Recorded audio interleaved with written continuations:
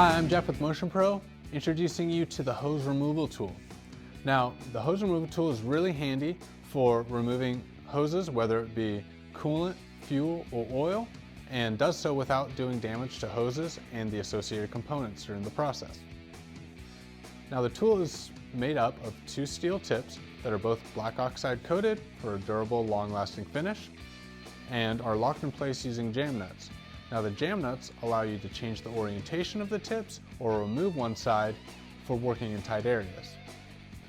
The first tip I want to show you today is this pointed tip. Now, this can be inserted between the hose and its fitting for freeing it up.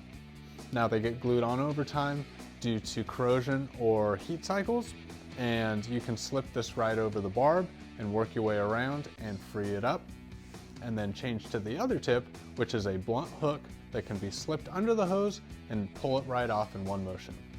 The hose removal tool retails for just $21.99 and can be found at your favorite power sports dealer nationwide.